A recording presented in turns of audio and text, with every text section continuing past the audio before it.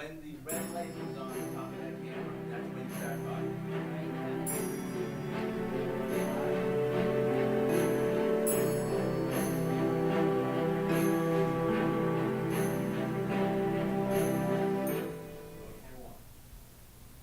Hello, and welcome to eHop's 13th Annual Know Your Vote Forum.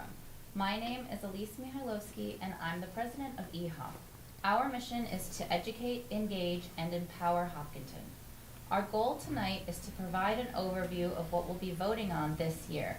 This is an opportunity for the community to ask questions and get information about what will be at town meeting.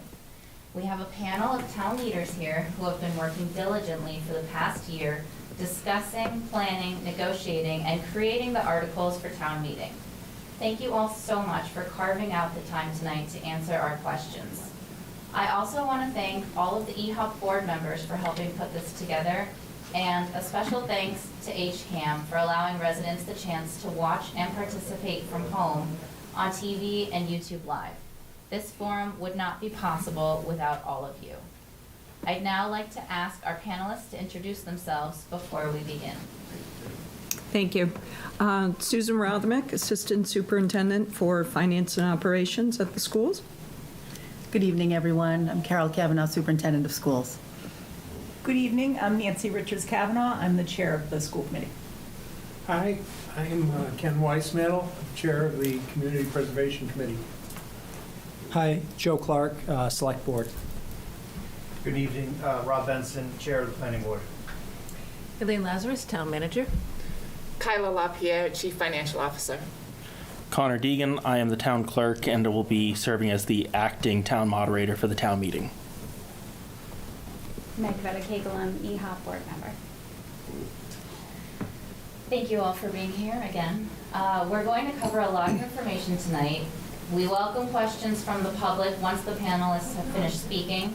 If you want more details, all town meeting materials are on our website at ehop.org, and we will be adding a recording of this forum on the website in the next few days. I'd like to kick off the questions by asking our town clerk, who's the acting town moderator, to give us a brief overview of what to expect when we arrive at town meeting this year. Could you talk a little bit about logistics, location, and time? So thank you, Elise. So we're going to try to keep a lot of the basic logistics the same as we have. So we're going to have the check-ins will be available to start at 6 o'clock. So as people start to come in, get your clickers. We'll have the clickers to vote on, the same as last year. And you'll be able to check in, find your seat, test your device to make sure that it's working. We will call to order. The goal is promptly at 7 o'clock. And so please make sure that you get there in time because we're going to try to start and keep moving. So after that, we'll entertain any initial motions at the beginning of the night. There's probably a couple that will come in before we begin with the consent agenda. Great, that leads me to our next question, which is, will we be using a consent agenda this year? And could you go over what that is? Yes, so we will have a consent agenda. We have placed on it the articles that we have deemed to be either non-controversial because they pass without much discussion each year that we come up with them. They're regular housekeeping articles or they're no action articles. So these are all ones that it would really just be wasting our time to have to stop and talk about them. So the consent agenda allows us to essentially approve these by consent as it's referred, which means we can vote once to approve the entire slate of motions as presented. Great. Do you know what the quorum is for this town meeting? Yes, so we still are on the same quorum as last time, so we're 131 voters, which is 1% as of 2022. This next question, I believe, is for Elaine. Could you direct residents who require a disability accommodation for town meeting? A resident found this information to be difficult to find. Sure. So there's a couple of ways. First of all, because time is short, might be good to call the town manager's office. So that's probably recommended. Call our office, and we can work with you on that with the town clerk's office. The other way is via an electronic form, and eHop has the link, but also it's on the front of the warrant and motions documents, both which are on the town website. And so if you go to that first page and click on the link, or just searching on the town website for accessibility form should bring you to that form. But because time is short, people should call the office. Thank you. Gonna go over to Joe and Ken for this next question. What is the plan for center school reuse? Want me to start? You can start, I'll finish up for you.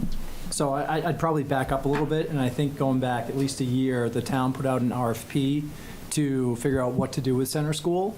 And at the time, we got one response. It was, adequate to the RFP, but it was basically to tear down the, all but the very oldest section in the front and put up, condos or apartments. I can't remember what. So this project is, the select board voted back in, I want to say, late summer to, move forward with a new option, and that's to keep center school as an option that we can use for both, town offices, and then really hopefully, depending on town meeting, private space with the HCA. We're trying to build a community center there, make it something that people can go to, make use of. I'm excited about it. Ken, what else should we mention? Well, the community partnership with, that we're trying to foster would really help both in the coming up with a capital cost to rehab the building, and then also on the operating cost. So I look at it as three different areas. Parks and Rec is going to get the main floor with a couple of indoor meeting rooms, and the upper floor is going to be for youth and family services, which is going to help our mental health work in town, and they'll be kind of separated in one corner. There's also some program space up on that third floor, and then the lower basement area is going to be dedicated to perhaps the Hopkinton Center for the Arts, if they win the RFP, but a nonprofit organization to come in with us. So we are knocking down the 1950s section and the 1980s section, but we are keeping what you see from the Common, and it's going to be well preserved, and it'll provide a lot more parking for, I'll say, the Common, and also for the parking for this building. So it'll get a lot of cars off the streets in that area too. Thank you. Our next question is for Carrie about water and sewer articles. The question is, didn't we already vote on some of these water and sewer department articles last year?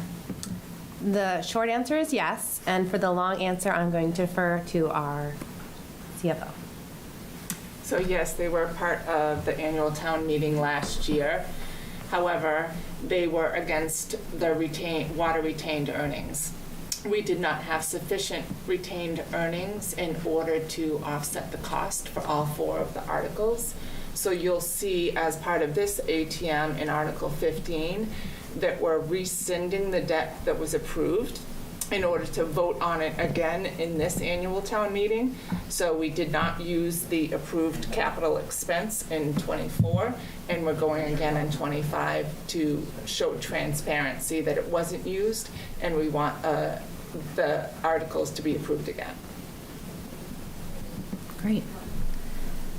Another question about the MWRA water connection work. Why is this needed? Why should we connect to the MWRA versus just upgrading our current wells? And is this a good investment? Have we considered alternatives? All right. So the town's existing public water supply cannot meet the demand of our customers currently. So we have this challenge. And we've recognized this challenge as the town has grown significantly over the last decade or so in population. We haven't been able to meet the growing community, and then we also have, on the other side, increasingly more stringent regulatory requirements. So we have two issues, a quantity issue and a quality issue. So the first question of why it's needed is because we need to meet this quantity issue, the demand that people are asking for now, and the quality issues, what the state and the federal government is telling us that we have to do. So that's the first part. The second part is why should we connect to the MWRA instead of just upgrading our current wells?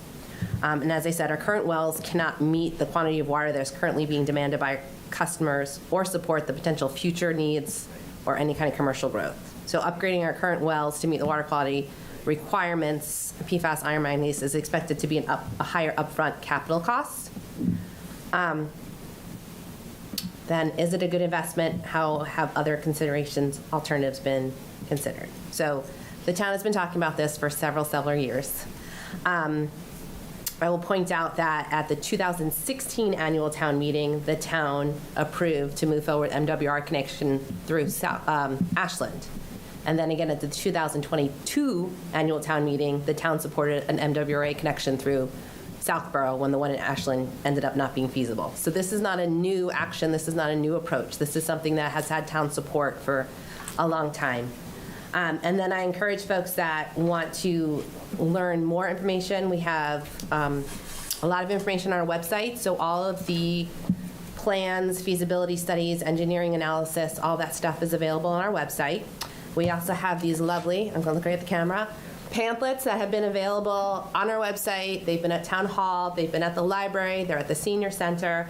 We've been at community events like Polyarts, and most recently at the celebration at the start line right before the marathon, handing out this information so people know why this could be a good investment, what alternatives are being considered, learn everything you ever want to know about the MWRA connection.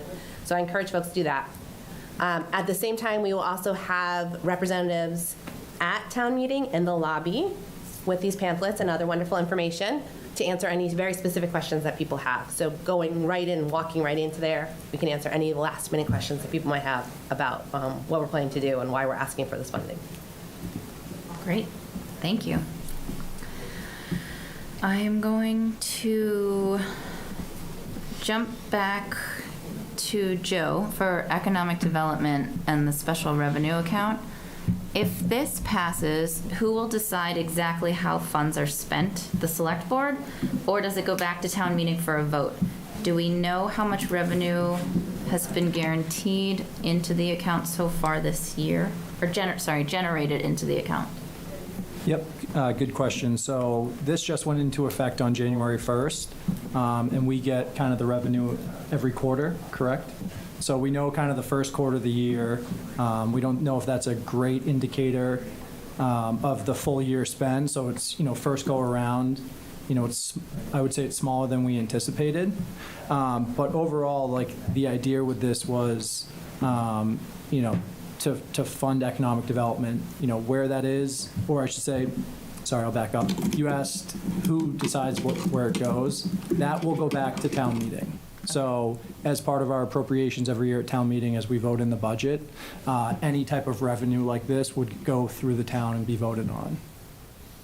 It's not the select board's decision. Okay. Thank you for that. Let's see, what else have we got for the select board? Economic development revenue account. How will this increase economic development and commercial tax revenue and lessen the burden on residents? Yeah, so the idea was, economic development is something where, it's got to be a proactive approach to help drive new businesses into town. I think about small businesses, how do we incentivize them to come, put roots in Hopkinton? And it's something we have someone that's focused on economic development today. I would say it's, about a third of her responsibility, so she's very busy. And the idea here was when we added a tax back in the fall, we didn't want to do that without, providing something that the town could see where it's going. And really the idea was to put it back into the town. And so, from the tax, changing the tax perspective from residential versus commercial, that is an uphill battle, right? Where something 83% residential taxes, tax revenue. So to change that even a percent or two is very hard. But the thought is if someone's focused proactively on going out, engaging with the community, finding a reason to, encourage businesses to come to town, it's something that could eventually snowball. And one thing we know for sure is if we don't make an investment in economic development and we don't try, then nothing's likely to change. So if we can drive more businesses, drive more restaurants or delis or whatever it may be, at the end of the day, this tax would go towards something that the residents would get back and they'd be able to benefit from. Great. We have a couple questions about an override. Will there be an override this year? If not, how do we fully fund necessary budget items like public safety in the schools? Will there be any capital budget overrides on the ballot? Good year to answer this question. We don't have any overrides this year, so that's great news. Our town hall did a great job of balancing the budget. Specifically, where did that come from? Kyla or Lane can speak specifically, but we have, what they would call non-recurring revenue sources that are kind of unpredictable each year. And I think those led to kind of, that excess that we were able to balance the budget, fund some projects, and not have to go to the taxpayers this year. Great. So for specifics, we have about 106 million in property tax revenue. We have a 3% increase in state aid that's expected. It's not finalized, but a 3% increase in state aid. We also have an 8% increase in things like excise tax, licenses, and local receipts. We are counting on the meals tax to be help us balance our budget. And then finally, we have an overlay surplus of $109,000, which is going to help us balance the budget. So we have adequate revenue to do our capital projects and operating budget. Great. It's always good to hear. Connor, what new date and time are being proposed for town meeting? What is the reason for the change? Would the expectation be to continue as long as needed to complete the meeting in one day? So, thank you. The proposed article here intentionally gives flexibility beyond making it a predictable day and time for a start. So the proposed day would be from the first Monday in May, which the current bylaw states, to instead be the first Saturday in May. This has minimal impact on the current budget cycle that we set up and the budget schedule that we have. Anyone who's familiar with what goes on in the background for that knows that it's a very aggressive schedule that we do in town hall for ensuring that the budget works, and that goes across all departments. I know the school department's aware of that as well as any other board or committee that handles large budgets. So the goal is then to set it so that the time would start in the morning between 8 and 10 a.m. That could be set by the select board when they're preparing the warrant. And so then that would allow us to start earlier in the day so that we would be able to spend more time uninterrupted to hopefully get through more quickly and efficiently. The goal, as well as efficiency, being around accessibility and giving issues that I hear from residents of folks who can't get there at night because of the inability to drive at night, vision issues. We are unable to provide any kind of ride services in the evenings because you can't keep anyone around for a bus or anything at that time. We can't even look to things like childcare support as easily because it's so late. We can't really get the kids out on a school night, and then that limits parents' ability to come to town meeting. So this is really an overarching goal to increase the access to town meeting and decrease the barriers that stand in the way. And this might only be a first step, but the hope is that we can do this that'll lead to other ways that we can continue to improve town meeting. Anyone who knows open town meeting, it's an imperfect form of government. There's no way to make it actually perfect, but it's a pretty good one if you really want to have a direct say in how your town is run. And, making sure that we give people the ability and the access to come to town meeting is, I think, really vital to ensure that it works and continues working. Okay, thank you for that.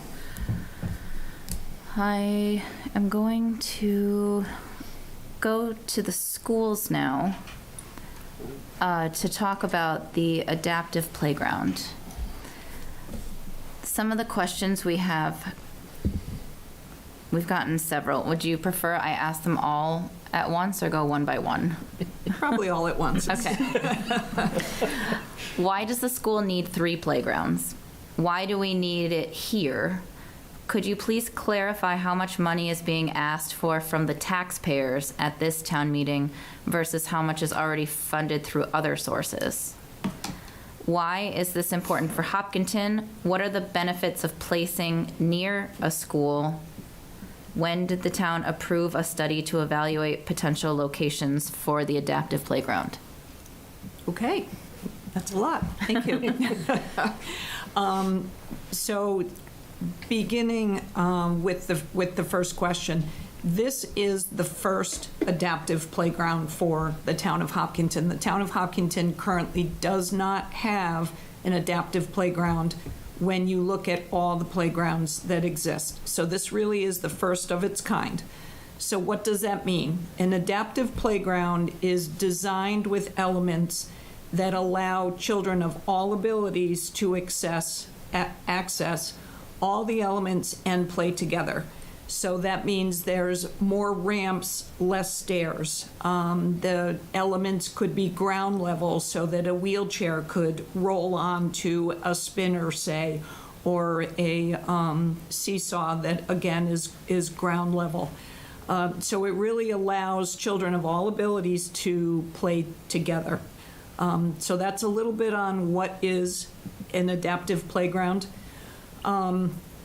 So the May 24 town meeting, the CPC was kind enough to give a grant of $100,000 for the design and study for an adaptive playground. So this was charged with the school committee. What was done is an adaptive playground committee was put together, and this committee consisted of community members, a member from the Commission on Disability, a member from CPAC, the Park and Rec Commission, the DPW, students, as well as the Student Services Director from the schools and myself. So the charge of this committee was to really define what was an adaptive playground, where that location would be, and to hire a designer to design that playground. So this committee was put together in the spring of '24 and did the work all the way through until now, so the winter of '25. One of the first things they did was come up with location. So they looked at 198 town-owned parcels, trying to determine that location. With the help of John Gelchik, the town planner, that was narrowed down to 32 locations that were considered buildable. The committee had put together 15 evaluation criteria, as well as using GIS from the designer, observations, and other tools. And of those 32 parcels, using all that criteria, it was decided that the Marathon location fit the best of everything that was looked at. So that's how the location was determined by that committee. Let's see. So the full cost of the playground is $1,243,000. At this time, CPC has proposed another $300,000 toward the construction of the playground. So the article that you will see at town meeting is $943,000 for the rest of the construction of the project. So $300,000 from CPC, $943,000 is that different article. think I got everything. Yes, actually, we just got one more question in. Will there be bathrooms at this new proposed playground? At this time, no. Okay. Thank you. You're welcome.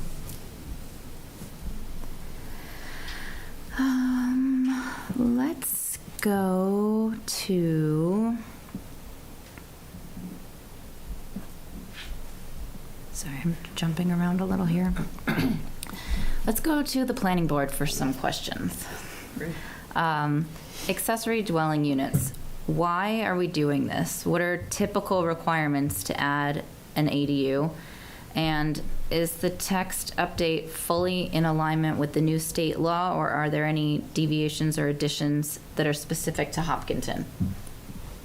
So why are we doing this? We are doing this because at the state level, Massachusetts passed a state law to allow accessory dwelling units basically on every property. So we are bringing our town zoning bylaws in accordance with the state law. So there's no extra changes, there's no additions beyond that with this zoning change. So that's what we're doing. So without it, our zoning bylaws wouldn't be in sync with the state law, so it would just lead to confusion. Right now, the state law supersedes our local zoning bylaw for this anyway, so it just eliminates confusion to a potential homeowner that wants to build an accessory dwelling unit. Thank you. Another one about zoning veterinary clinic. Veterinary clinics allowing aquamation. How did this article come about? So the planning board has the benefit of a zoning advisory committee that does all the, I'd say, heavy lifting of evaluating zoning changes and holds public hearings. People attend those public hearings, and they can, any resident, anyone can bring forward a potential zoning change. So this came to the zoning advisory committee. I don't know the specific person that brought it, but that came to the zoning advisory committee, and it came to the planning board, and we recommended it. Aquamation is just a water form of cremation that some veterinary clinics offer. So we thought it was in line with what services a veterinary clinic would provide. Great, thank you. Our next couple questions are for CPC. What is the state CPC matching funds this year, and how are CPC funds allocated to the town? Okay, the state matching funds is 18.06% this year. It's relatively on the low side because the state funds come from a tax when you sell a property. That goes in. That's the primary that goes into a bucket, and then occasionally the legislature will add additional money to, I'll say, boost the state match. We've had as much as 100% in the earlier years, 40%. Lately, we're down into the 18%, partly because we do not charge the full 3%. The towns that take 3% get another little extra kicker to it. And then, so basically, the money comes from, goes to, and how is it allocated, I guess, is your second question. Mm-hmm. We have to put, by law, 10% into open space, historical restoration, community housing, and recreation. And so those four things get 10%. Now, those buckets show that at least 10% of our yearly revenues are spent on the four main pieces. Then 5% goes into administrative costs.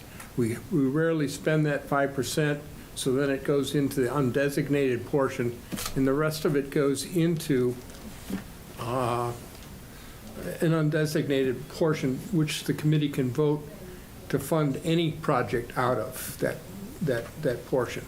And we typically try to save a lot of it up into our reserve accounts so that we'll have money when we get a really great project coming up. And for example, this center school, we're going to be spending $600,000 on doing the design efforts. And we in CPC really support this project, but we want to make sure that the town fully supports the idea of center school, because I don't want to spend $600,000 designing it, because next year or the year after, you're going to be asked for basically a $10 million project. And so we don't want to kind of waste design money if there isn't really, really strong support at town meeting. We've gotten strong support from the select board, from capital improvements, from the appropriations committee. So we're feeling really good about that project, and it's one that's a little bit overdue, I think. But we really will be spending a lot of our money over the next 20 years, because we'll have to bond for the $10 million worth of construction, and paid for only by CPC money. So it's no additional taxes either. That's the beauty of CPC money.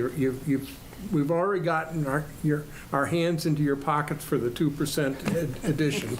So we're not going back in to grab a little bit more.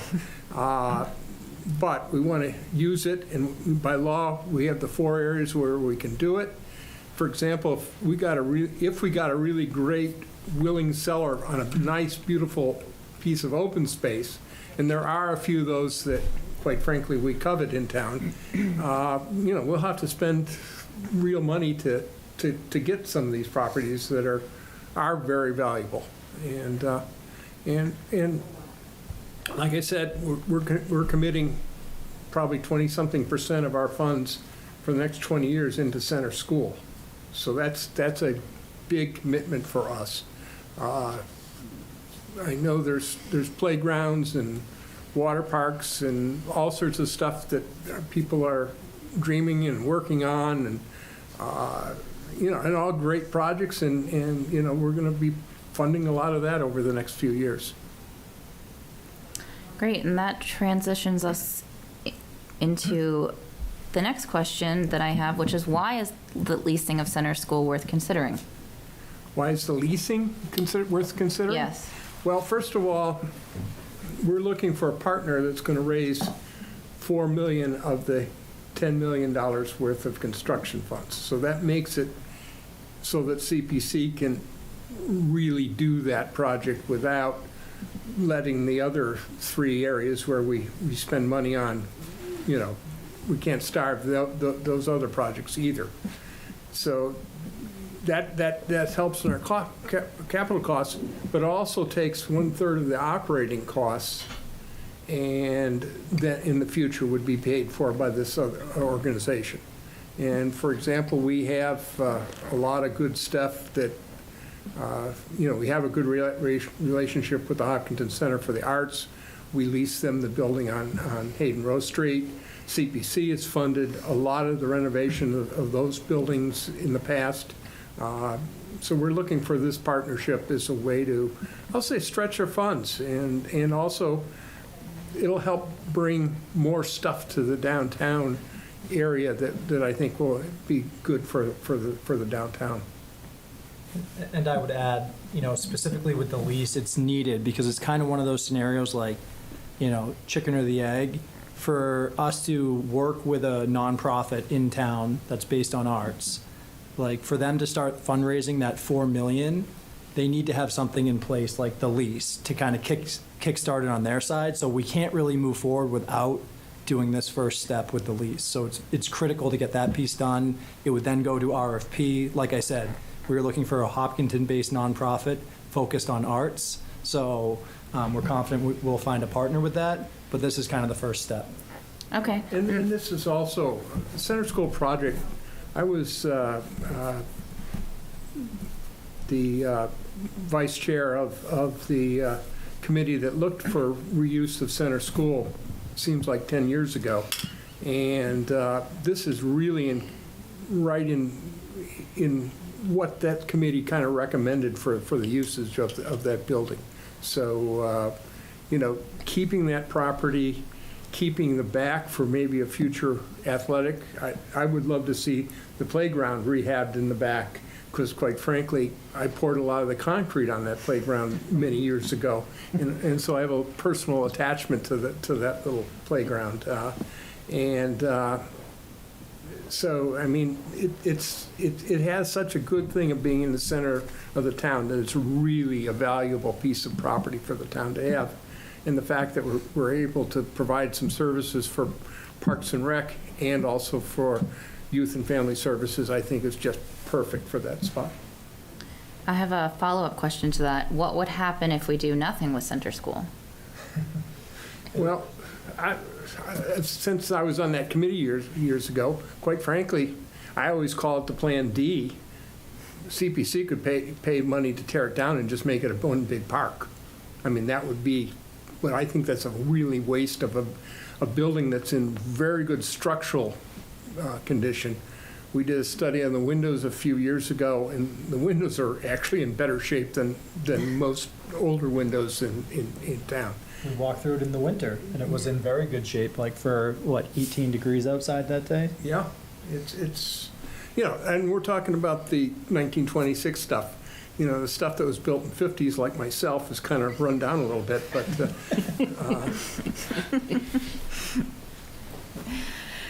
Okay, thank you. Let's see, we have more. Oh, one more CPC question. How are land acquisitions typically decided in CPC? okay. CPC is a grant funding folks. So we work for land acquisitions for anything in the 4 buckets that we're allowed to spend money. If there, for example, if there's a trails committee and they need land for a trail, we're interested in that because it fits both the recreation bucket and an open space bucket. Open space for open space. That committee does a great job of going out and meeting with people, surveying what parcels are available in town, and trying to see if somebody's interested in selling the property. So we do it with the trails.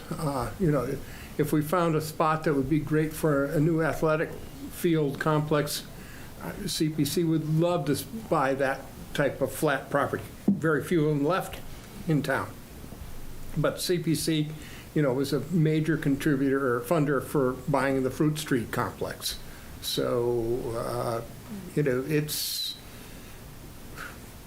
So this year, we have one willing seller that's willing to sell the back couple of acres of their land, but the back couple of acres provides a trail network to 2 abutting open space properties that it's got. And this person was willing to sell it to us. It's a back side of 89 Saddle Hill Road. We're very fortunate to have a willing seller. We've tried on a couple other ones this year that at the end of the day, they weren't willing sellers. Town manager negotiates most of these, all of them for CPC. Great, thank you. I'm just waiting to make sure there's no follow-up questions coming in. Let's jump over to DPW again. How does replacing the water tank improve public safety? So the work at the water tank is required by the Massachusetts Department of Environmental Protection to comply with the safe drinking water standards. So basically, we have to do it. Okay. Another question for Articles 16, 17, and 20. Are electric vehicles being considered for the water department pickup trucks? No. The water department trucks are emergency response vehicles that need to be able to be used at any time, day or night. These are the vehicles that go and respond to the alarms because the power went out at a pump station in the middle of the night and we have to respond to that. So there are not electric alternatives available now that we feel are reliable enough for this type of work, for like the DPW workforce type of trucks. We also do not have charging stations at the DPW, so we don't have a reliable way to provide the electricity that would be needed for these vehicles. So they are not being considered for this at this time, although we understand that the town is looking for ways to reduce emissions and increase an electric or sustainable fleet. So we will be looking at that in the future for other different vehicles that don't have those critical roles for either emergency response or like these vehicles are also used for snow plowing. Electric vehicles don't really do great in the snow. So it's not that we're not open to the idea of electric vehicles, but it is not the appropriate ones to replace those vehicles that we need to do right now. Okay, thank you. Connor, if a resident would like to make an amendment to one of the articles, how would they do that? Can they just speak at the microphone, or must it be in writing in advance? Thank you very much. That's a very good question.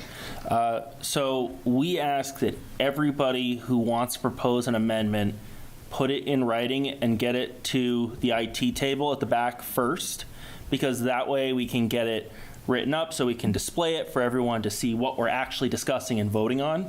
I also totally recommend as well, if you know you want to propose some kind of amendment, feel free to also forward it to us digitally ahead of time. We can have it lined up if we know you're going to potentially propose an amendment. It'll help us save time the more we have in advance. If we know it's something coming up, then we'll just have it ready to go. Okay, thank you. I am going to go to a citizen's petition that we have, engine compression brakes. Ed, did you want to speak on it, or? I'd love to. Okay. I've been practicing for days. Do you want to speak on it a little first before I ask the questions, or would you rather me ask the questions that we have? Okay. What is engine compression braking? How can it be enforced if it happens on a highway? Why did you decide to bring this article forward? And why is it worth regulating? How does this improve the town? We need to get up to a microphone. Yes, I'll have to borrow someone's mic. Thank you for the question. I'm not quite sure where to start. Let's start with how an engine compression brake works. So a diesel engine, unlike a gasoline engine, when you take your foot off the gas pedal, the throttle plates close and the engine is unable to inhale any air. A diesel engine, when your foot is off the accelerator pedal, the throttle doesn't exist. The engine inhales all the air it normally would. And that air then is compressed on the compression stroke. And because there's no ignition, because there's no fuel, because one's foot is off the accelerator pedal, that compressed air pushes the piston back down. The compression, a diesel engine, when you take your foot off the accelerator pedal, doesn't provide good engine braking as a result. The Jake brake, for which I have a fabulous story on the development of the Jake brake, but the Jake brake at the top of the compression stroke, so when you've got air greatly compressed at the top, opens an auxiliary exhaust valve. And that auxiliary exhaust valve is what we hear when the truck is going typically down a hill and suddenly gets very loud. Like if we had a 12-year-old boy here, maybe they could imitate that sound better than me. So that's part of it. So what were some of the other parts of the question? How would it be enforced if it's on the highway?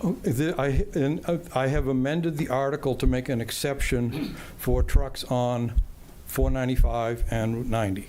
Okay. And the other parts were, is it worth regulating, and how would this improve the town? Those who live, so this really stemmed from a tractor-trailer rollover in Woodville in early January. Tractor-trailer was holding scrap metal from Harvey's, and in conversations with people in Woodville, I heard complaints about the speed at which trucks go through Woodville, the hours of operation, and for instance, one morning when I was out with my wife walking in the Whitehall Conservation Area at 9 o'clock in the morning, we heard a truck going through Woodville, constantly Jake braking as it went through Woodville at 9 o'clock in the morning. So it's 6 o'clock in the morning when trucks are going through with the houses in Woodville very close to the street, people really have this noise in a very disturbing way. Thank you. And in the fall, I went into Sutton, and there was a sign going into Sutton said, "No Jake breaks." So when I put all this together, I said, let's do something. Great, thank you. You're welcome. And if anybody wants the Buster Keaton Brick Development story, I got it. Great. Okay, we've had a couple more questions roll in. I'm gonna go to Kyla for the next one. Economic Development Account. Do we know how much revenue has been generated so far this year? Within the first quarter, we generated a little over $12,000 as of March 31st. Great. Next question. What is prudent investment rule and why would we want to adopt this? So the prudent investment rule was actually approved in town meeting in 2022. The issue with the approval in 2022 is that it had to go to the legislature at that time for further enactment. The legislature held up a number of the towns that were approved at town meeting in order to change the rule. They recognized that instead of them voting to enact it within the town, they should change the actual rule and allow towns to adopt it themselves. So that rule changed, which is why we're bringing it forward again to the town. So if the town approves it at this town meeting in June, if Hopkinton becomes a prudent investor, that means we can expand our investment options and allows for greater diversification of our investments instead of being restricted just to the Massachusetts list of investments. So we will have diversification and we'll be able to make our own decisions on how we invest our funds. Thank you. We have a couple for Elaine. What powers are proposed to be granted to the Board of Library Trustees? So the Board of Library Trustees has submitted an article to amend the town charter. And what that amendment would do is, currently, under the current charter, the town manager is the person who hires and supervises the library director.